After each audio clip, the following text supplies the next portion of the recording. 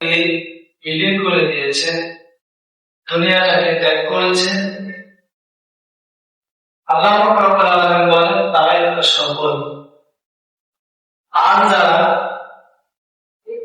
আখিরাতকে ভুলে গিয়ে দুনিয়াকে প্রাধান্য দিয়েছে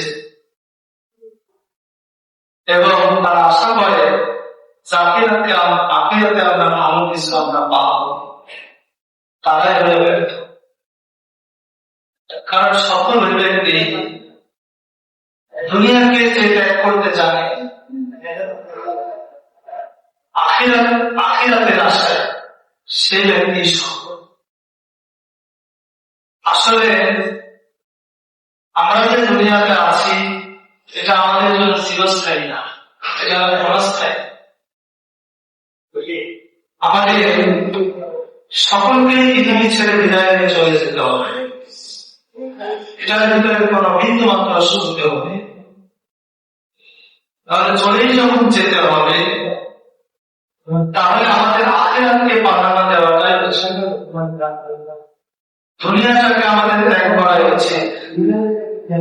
আর দুনিয়াতে আমরা যেটা করবো সেটার ফলে কিন্তু আমরা আখিরাতে পাবো। কারণ ভালো কাজ যদি করি, এটার ফল আল্লাহ তাআলা কিয়ামতের দিন আমাকে দেবে। আর যদি আমি খারাপ কাজ করি, সেটারও ফয়সালা আল্লাহ তাআলা করবেন। সুতরাং আমাদের সামনে দুইটা জিনিস, একটা হলো জান্নাত আর একটা হলো জাহান্নাম। আমাদেরকে বেছে নিতে হবে যে আমরা জান্নাতে যেতে চাই না জাহান্নামে যেতে চাই। আমি গত জন্মে বলেছিলাম যে কোনো ব্যক্তিকে যদি বলা হয় যে তুমি আগুনের ভিতরে ঝাঁপ দাও, কেউ কিন্তু আগুনের ভিতরে ঝাঁপ দিতে চায় না। কারণ প্রত্যেকটি মানুষ তার জীবনকে অনেক ভালোবাসে। সবাই কিন্তু চায় যে আমি দুনিয়াতে আমি বেঁচে থাকি, আর কিছুদিন বেঁচে থাকি। আর এটার জন্যই তো মানুষ বিভিন্ন ডাক্তার কবিরাজের কাছে দৌড়ায়, কি ঠিক না বেশি? সুতরাং আমাদের সবকিছুর ঊর্ধ্বে আমাদেরকে মাথায় চিন্তা রাখতে হবে যে দুনিয়া থেকে যখন আমাকে বিদায় নিয়ে চলে যেতে হবে, তাহলে সেই ক্ষেত্রে আমাকে মৃত্যুর জন্য সবসময় থাকতে হবে, প্রস্তুত থাকতে হবে। এখন যদি আপনাকে যদি প্রশ্ন করা হয় যে আপনি মৃত্যুর জন্য প্রস্তুত কিনা, আমার মনে হয় আপনারা প্রস্তুত থাকলেও আমি কিন্তু প্রস্তুত। তাহলে বোঝা যায় যে মৃত্যুর জন্য এখন আমরা প্রস্তুতি আমরা নিতে পারি না।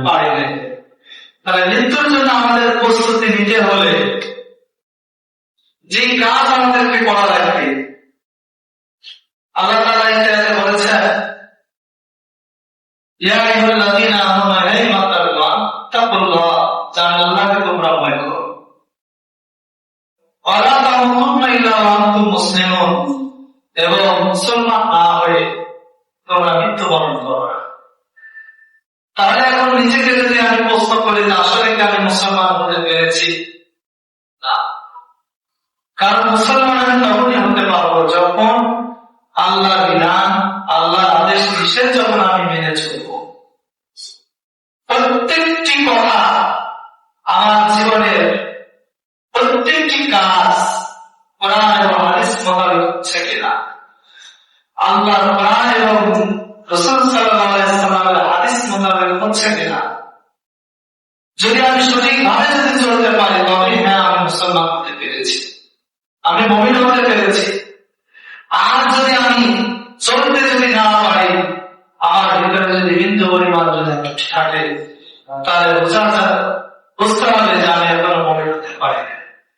তাহলে মুমিন যদি হতে হয়, তাহলে আল্লাহ নির্দেশ আমাদের মেনে চলতে হবে, আল্লাহর কোরআনকে আমাদেরকে বিশ্বাস করতে হবে, কোরআনের প্রত্যেকটি আয়াতকে আমাদেরকে স্বীকার করতে হবে।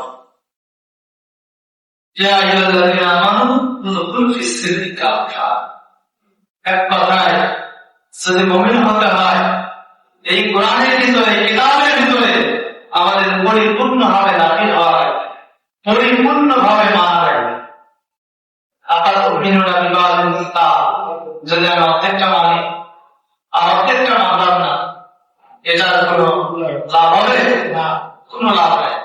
সুতরাং আমরা যদি মুমিন হতে চাই, যদি আমরা হতে চাই, তাহলে অবশ্যই কিতাবটা আমাদেরকে পরিপূর্ণভাবে আমাদেরকে মানতে হবে।